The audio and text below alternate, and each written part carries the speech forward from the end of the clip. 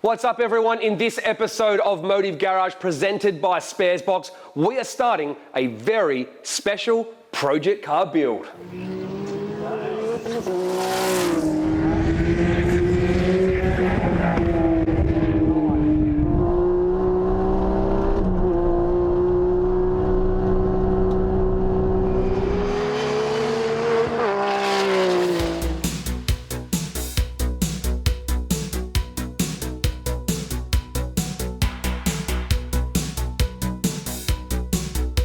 Now, with a very big thanks to Sparesbox, we are getting started on our R32 GTR Group A tribute build. And notice I said tribute, not replica.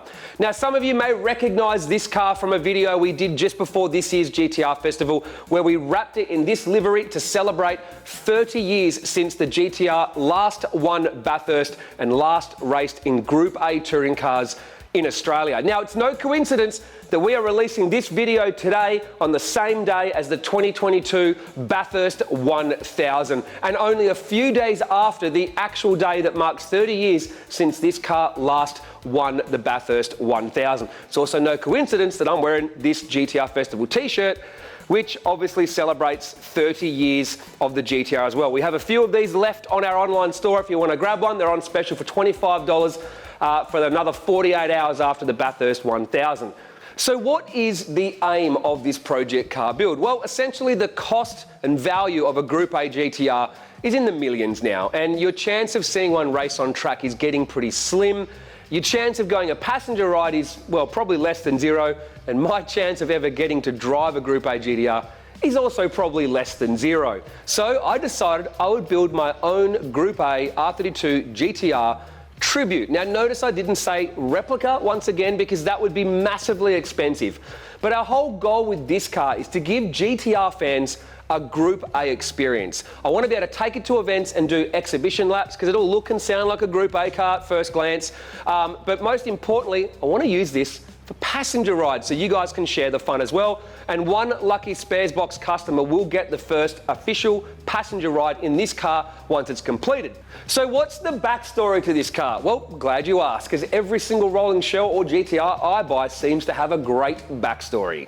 The car was brought into Australia as a non-complied race car and built into a sports sedan by Aaron Hodges from SCS Motorsport in Queensland. It was originally wrapped in the 91 Nissan livery, and it was raced as a sports sedan, had built engine, single turbo, PPG sequential, and it was a rather serious car, and it was completely Motorsport Australia logbooked as a race car. I actually saw this car in person at World Time Attack 2018. So the car was then sold to Brad Kennecott in Queensland, and he stripped all the running gear, gearbox, brakes, etc. out of it and left it as a rolling shell, which is quite funny because, well, he's the same person that stripped our R33 GTR and sold it to me as a rolling shell. But it didn't go straight to me, it got bounced around, and Michelle Geyer, who owns Extreme GTR, she actually ended up with this car and she wanted to turn it into a more basic GTR track car, but then she realised there's no such thing as a cheap basic GTR track car, so she put it up for sale. Now, I was sitting on the couch with Susie. COVID lockdown had just started in 2020, and I saw it for sale, and I started umming and ahhing about whether I should get it. I actually dawdled a little bit too long, and Ben Medulak from IPM Racing in Canberra actually bought it out from under me. So I rang him and said, "Oi, what are you doing? Why are you buying a non-registrable, non-complied Motorsport Australia log-booked race car rolling shell?" And he goes, "Don't worry, mate, I'm going to use it for something." And I go, "Damn it, I missed it." 3 days later, Ben Medulak calls me back, realises he can't use it for what he wants, and goes, "Do you still want that car, bro?" And I said, "Yep, I sure do." So Ben probably could have flipped it for more money, but he basically sold it to me for the same price that he got it for. How much, you ask? Very cheap.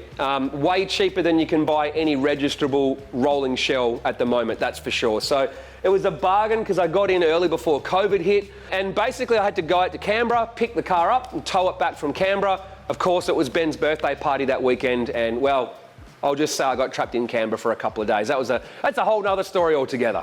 So when I got back from Canberra, honestly, I barely looked at it. I think I washed it, put it in storage, put a car cover over it, and never really thought about it again for a while because I couldn't afford to do anything with it. And we have more cars than I can afford to build at the moment in our part-time YouTube channel. Then for the 2021 GTR Festival, I decided to wrap it in Nissan livery to celebrate the 1991 Bathurst win 30th anniversary. And then obviously this year, I got the guys from All Stuck Up to wrap it again in a Winfield-inspired livery, but with the names changed to Motive and Sparesbox and GTR Hub, etc.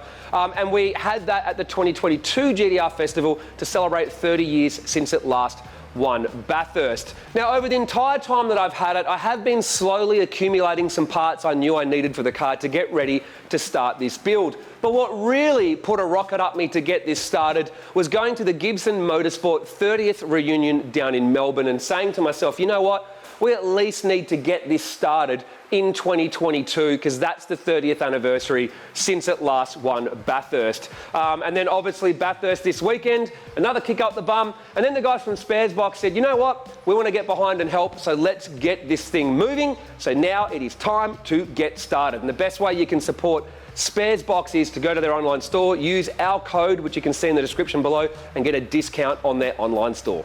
Now, truth be told, I haven't really had a proper look over this car since I got it. Just quick glances and a couple of things I had to do to make it cosmetically look okay. So we might as well have a look over the car together. Let's go.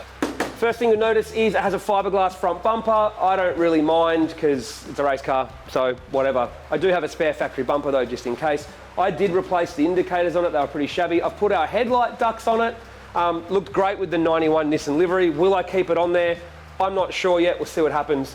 Has a grille, thankfully that needs to be painted. There is no center support here for the bonnet latch and everything, which also should hold the intercooler, so I'm gonna need that. Engine bay, it is filthy, disgusting. There is still wires everywhere. It looks like it has never been cleaned since the last time it was raced, so it definitely needs a clean. A lot of random wires hanging around, but there is still a brake booster, a clutch booster, clutch master cylinder, and the vacuum canister is still there, so I'm going to need a new brake master cylinder. It's pretty easy. All the steering stuff seems to be intact, reservoir lines, everything, and it looks like the steering rack's okay. The steering shaft has the aluminium spacer in it.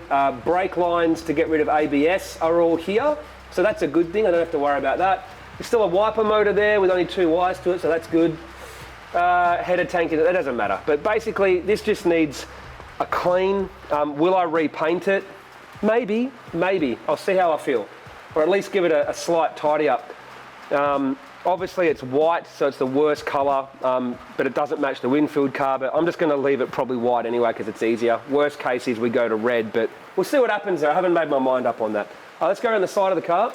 So I'm digging this. These actually look like the Australian Group A mirrors, which I thought I'd never be able to find. The car came with it, so that's pretty cool. Already got the isolator cable here, which is good. It has one piece fiberglass side skirts, so they're like an N1 copy, except instead of being 3 pieces, it's all joined into one. I don't really care, it's a race car. I'd rather them come off easy, be replaceable easy. Needs a new front window, but the trims are all there, so I'm happy with that. Feels like it has a factory rear bar. So around the back, it has a rain light already. One of the tail lights is going to need replacing. As you can see, that one's all cracked and stuff on the corner, so we've got one to replace. Tow hook already here. In the boot, well, boot's empty. The only thing left in here is the 4-wheel drive reservoir, so at least there's that. There is wiring for these tail lights to go up the front, which is good, so at least I know that's already there. I can run the wiring for it, run it better than that. Looks like someone's already put a mount position down for a fuel tank, so hopefully I can just use that mounting position to mount a fuel tank in there. And same as the engine bay, it just needs a really good clean. Like a dry ice style clean is what this car really needs. So on the boot lid, I put a new N1 boot lid spoiler in carbon, but that needs to be wrapped. It's killing my OCD.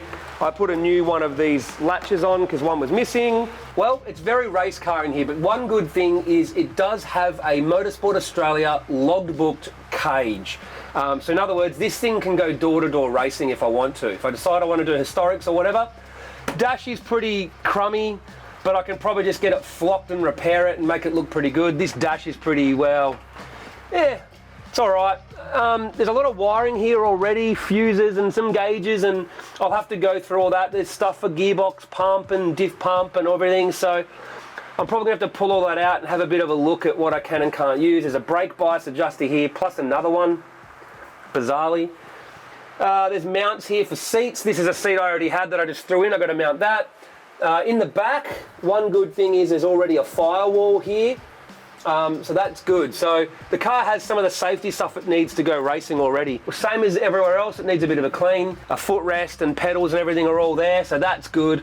I'm going to need a detachable steering wheel and a new steering wheel for it. I hate that one. It's not too bad. I'll probably just gut it and start again, to be honest, because there's too much stuff here that, yeah, no. Just gut it and start again. So that's what I'm talking about right there. That is the CAMS, now Motorsport Australia, serial number for the cage. This car has a logbook. All right, so looking underneath, condition-wise, up front is pretty good. That's fine. Looks like it's got some adjustable caster rods already. They might have just been something thrown in because there's bolts missing and stuff. It's got coilovers. No idea what they're out of or whether they were from this car, but you know me, I'll put my own coilovers in that I want.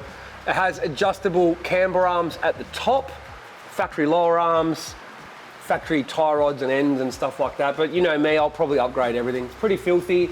Same under here, it's just dirty. So under the back here, it's just pretty filthy. A lot of lines have been pulled off and just left. Don't know. Find out soon what that is. There's lines here for what looks like a gearbox cooler. I'm sure that would have been a gearbox cooler. I'll probably have to replace that just purely because it'll be dirty and filthy. There's a pump here, which hopefully if that still works is pretty handy because they're not cheap. So it'd be good to have that.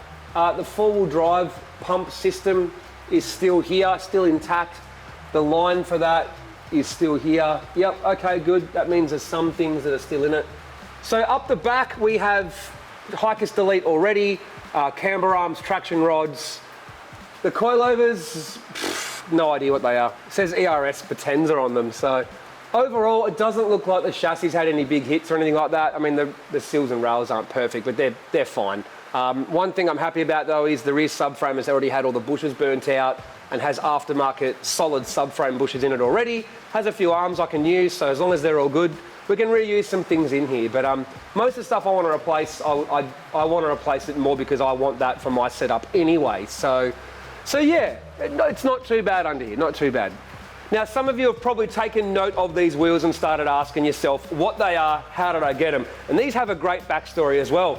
Just after I got this car, I didn't tell anyone I had it, but I posted online, I was looking for some wheels that looked like Group A GTR wheels.